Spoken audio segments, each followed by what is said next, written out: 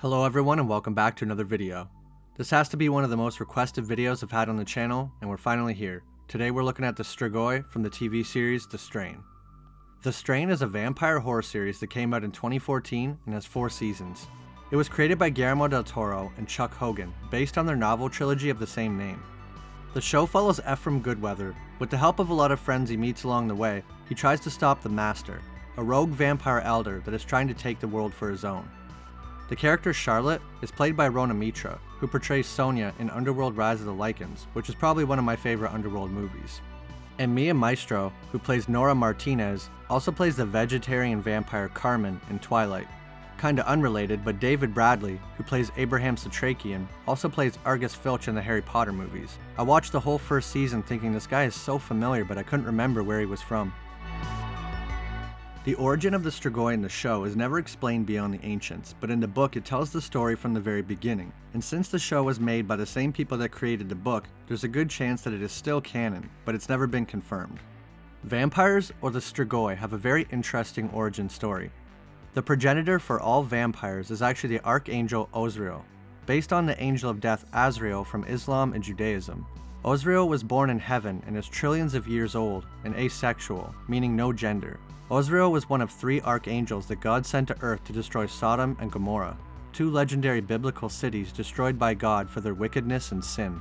Before beginning their destruction, they briefly stayed with a family in the city to better understand the layout before attacking. While being sheltered and washed by the family, Ozriel becomes fascinated with their blood. It carries life through their body, and in turn, a little piece of God's divine power. Ozriel went to the city of Sodom disguised as a human. While walking, a woman working at a brothel called him over. He attacked her by biting her neck and drinking her blood. After the cities were destroyed, still so overcome with a thirst for blood, Ozriel attacked his brother Michael, drinking his silvery angelic blood, just as he did the humans. For this, God punishes Ozriel. He orders the other archangels to impale Ozriel to the ground with a divine beam of light, then cut the body into 7 pieces and scatter it across the earth. Over time, each one of the 7 pieces of Ozriel seep deep into the dirt where they lay, and through these 7 pieces is how the 7 ancients of the vampire race came to be. The 7 ancients created from Ozriel rule over all Strigoi. Every Strigoi in the world can be traced back to one of the 7 ancients, although nearly every Strigoi seen in the show is from the Master, aside from a select few. The Master was the 7th and final ancient that came to be, and is considered the youngest of them. And by youngest, they mean he's only around 3,000 years old.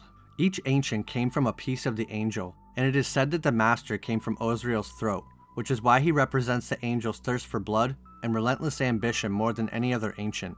All 7 collectively refer to themselves as Sariel, which is another name that they have given to Ozriel.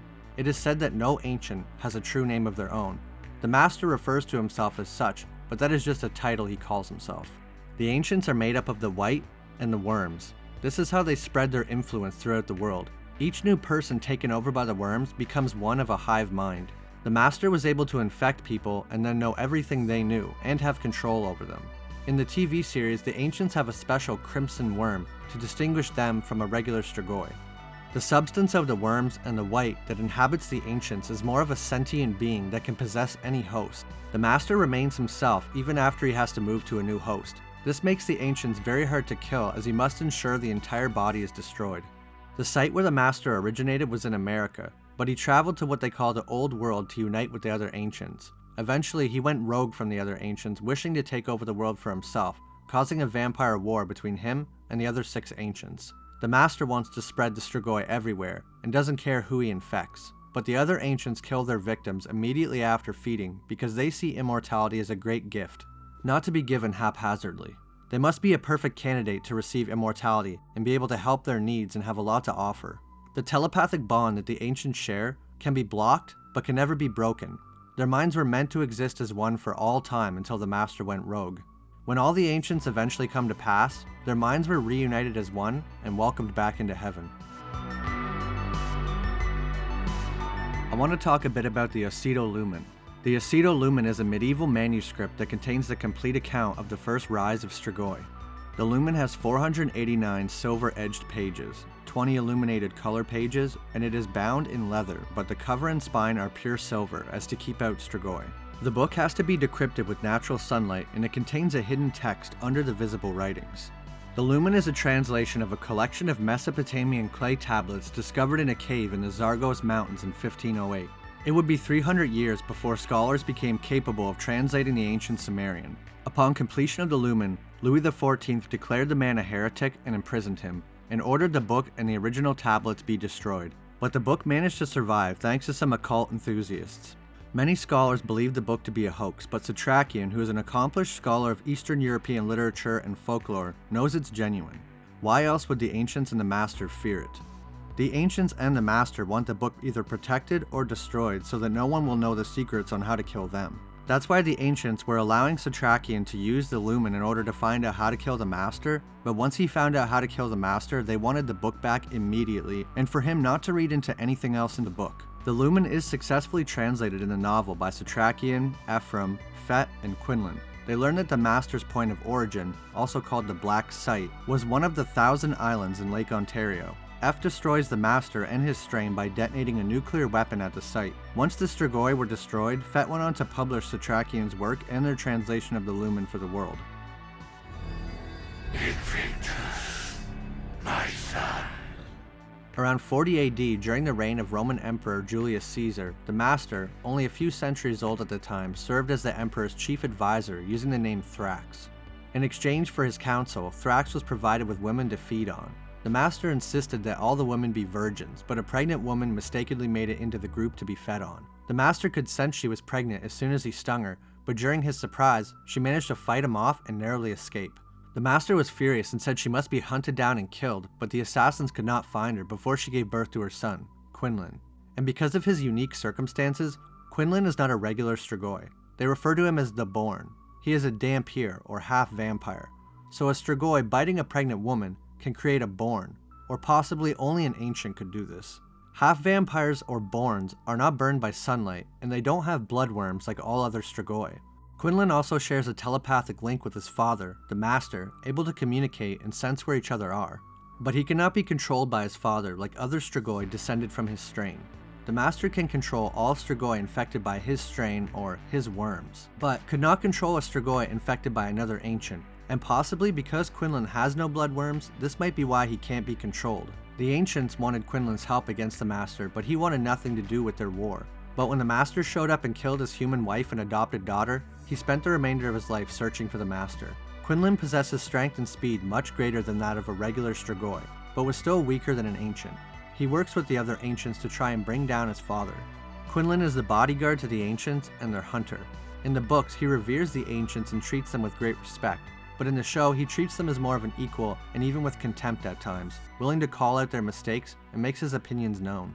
While talking to the other 6 ancients, Quinlan states that he is the only Born left. So at one time, there was possibly many Born Strigoi. Another name for them is Daywalkers, and they were used for a special job called the Sun Hunter, which was a Strigoi that did his hunting during the day. In the show, it is changed from a single Daywalker to a small group of Strigoi that included Daywalkers and humans. Although the Strigoi have a supernatural origin, being descended from the Archangel Ozriel, the condition itself behaves and spreads more like a parasite. Once a body is taken over, the virus is in complete control. It's basically a new creature living in the shell of a human. In some unique cases like Eichhorst, he seems to retain more of his human personality, still speaking in German sometimes, and still keeping his memories. Some Strigoi like Eichhorst use makeup and prosthetics to look human and blend in, which comes in handy because Eichhorst does a lot of business dealings for the Master. The vampires or Strigoi are turned by coming into contact with the strain worms. They are extremely thin capillary worms, and if just one makes it onto your skin, they can quickly get into your bloodstream. Once one is in your bloodstream, it's already too late. Sean Astin's character gets a small scratch on his face from one of the Strigoi stingers, but when Ephraim uses a UV light, they can see a worm got in. They cut the worm out and everything seems to be fine, but a short while later they lift his shirt and can see he's totally infected, so basically no matter how fast you get the worm out, it doesn't matter. They find out in the show that if you use a UV light, you can see the worms under the skin and see who has been infected. They must reproduce very fast, as the man only had a worm on him for less than a minute. The worms can crawl from a dead body of a Strigoi and infect someone, or the worms can also be injected through their stinger they use to feed. The vampire slayer Abraham Satrakian found a very old paper written by an alchemist on how to extract a life-extending component of the worms and use it without becoming infected. He uses this substance he calls the white in order to continue living and fight the Strigoi. It's also seen bringing another character back who was on his deathbed about to die, and after receiving the white, was able to walk around and seemed perfectly healthy again. The Strigoi have a similar mouth to the Reapers from Blade 2. Instead of 2 large fangs, the Strigoi virus manipulates the host genes to physically change their body.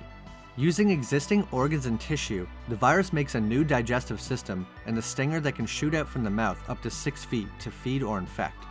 When the stinger comes out of their mouth, it kinda reminds me of Wesker from the one Resident Evil movie. Maybe he was a Strigoi. Because the stinger is made up of the original host's lungs and throat, the Strigoi are only able to grunt or use extremely simple words like mom, dad, help, etc. You won't hear a Strigoi say supercalifragilisticexpialidocious. Although Eichhorst has been a Strigoi for around 50 years and he can still speak perfectly fine, as well as not having many of the other physical features of other Strigoi, so his transformation is a unique one. After someone becomes infected with the strain, the virus begins to shed human traits that will no longer be needed by the Strigoi. Fingernails and hair fall out, and in the book they lose their nose and ears so a vampire appears smooth and featureless, but in the show they keep their nose and ears. Because the Strigoi reproduce through their stinger, the human genitalia also atrophy, or fall off, so a mature Strigoi resembles the Archangel Ozriel in that it has no discernible gender. The skin becomes extremely pale, sometimes appearing reddish after a large feeding though. A vampire's eyes have a black pupil with red around it. They also develop sharp teeth instead of the original teeth, even though the stinger is what they use to attack and feed. The middle finger on each hand also grows longer and stronger and develops an extra strong talon that grows where the fingernail used to be. The other fingers also grow smaller claws or talons. Most vampires from other shows and films have a very cold body temperature because they are usually dead or undead. However, in the strain, the vampires actually have an extremely high body temperature. Humans' average body temperature is around 37 degrees Celsius or 98 degrees Fahrenheit, but a Strigoi's body temperature is around 49 degrees Celsius or 120 degrees Fahrenheit. Hot enough for humans to feel the body heat while standing several feet away. If a human's body temperature reaches 104 Fahrenheit, that's life-threatening and needs immediate treatment, so 120 is pretty extreme. The digestive and circulatory system of a vampire are fused into one. The organs take the form of a bunch of sacs rather than what you would expect to see in a human. So again, similar to the vampires of Blade 2, the Reapers, the virus changes their organs to make the body more efficient. Nutrition from feeding is moved around the body by a thick white liquid that acts as their blood, also referred to as the white. The worms are in the white and often visible through the vampire's skin. The white is what contains the healing properties that allow them to heal and have immortality. As long as a strig is not killed by physical damage, the parasite will keep their body alive forever. The white can be fed to humans and will give them extended life and can heal, but you must be sure not to ingest any of the worms. That is why Satrakian is very careful when making the white, although the master is able to cut the tip of his own finger and give the white whenever he wants, probably because he has control over the parasites. The ancients are also immortal, but have the ability to transfer their consciousness into a new body if it becomes too damaged. The master has possessed many different bodies through his life. Vampires in the strain are like rodents in the sense that their digestive system only works one way, which means they are unable to vomit, which leads some of the main cast to poison the Strigoi with blood thinners, and because they can't vomit, they die. But some Strigoi, such as the Master, are seen being able to regurgitate the worms, so the ancients might have a slightly different anatomy than a regular Strigoi. Vampires excrete waste in the form of a pungent ammonia-based spray. Gross. A vampire will purge itself while feeding, getting rid of old food to make room for the new food. Strigoi do not sleep, well, at least not how a human does. They will shut down for a short while if they are tired, and consuming too much blood can make them tired as well, but not for long. How long does it take to become a Strigoi? Most of the physical changes after being infected by a strain worm are slow to manifest, not like other vampire viruses that can sometimes change you in a matter of minutes. When a human is infected, after a short while, or sometimes right away, they go into a state of suspended animation for a day while the virus begins to change their body. People infected not by being stung, but instead maybe by a single worm can take a little longer for the initial change to begin. The stinger is the first attribute to manifest, as to allow the new vampire to feed. Other physical traits such as hair loss, the large middle finger and talon, and lack of human organs will happen within the first 7 days of being infected. Something else that happens within the first week is your eyes will begin to change. Vision is the least acute of the Strigoi senses. color vision will start to degrade and is replaced with something similar to a thermal vision. In the book, Strigoi lose their external ears, but their hearing is very enhanced, able to hear blood pulsing through someone's body. Also, a fully turned Strigoi can smell the carbon dioxide exhaled by humans in order to track them down. A Strigoi will be confused and clumsy while the transformation is still completing, but once it is mature and the body has changed, they become supremely agile, able to climb sheer surfaces with their claws and jump great distances. Full maturity of a Strigoi will occur within the first 30 days of being infected. For some reason, newly turned Strigoi have a compulsion to infect their family members and people they love the most. This is possibly an instinct of the virus to infect people you love first because they might be the easiest and first targets to locate and feed on. The Strigoi's greatest strength is their hive mind connection with the ancient that infected them. Through some kind of telepathic link, all Strigoi can send and receive thoughts and information to the ancient. This is how the master can control the mass numbers of Strigoi and find people whenever he needs to. In the book, despite Strigoi not being able to speak because of their stinger, they can still communicate with humans through telepathy. Some vampires, in order to hide amongst humans, can speak telepathically and move their lips appropriately to make you think they are actually speaking. But in the television series, they can speak aloud, so the ability is not needed, probably to make things easier on themselves while filming. Strigoi must consume blood to live. The preferred blood among them is B positive. During the show, the Strigoi start gathering people with B positive blood and send them to what is basically slaughterhouses. Though B positive is by far their favorite, any blood will do.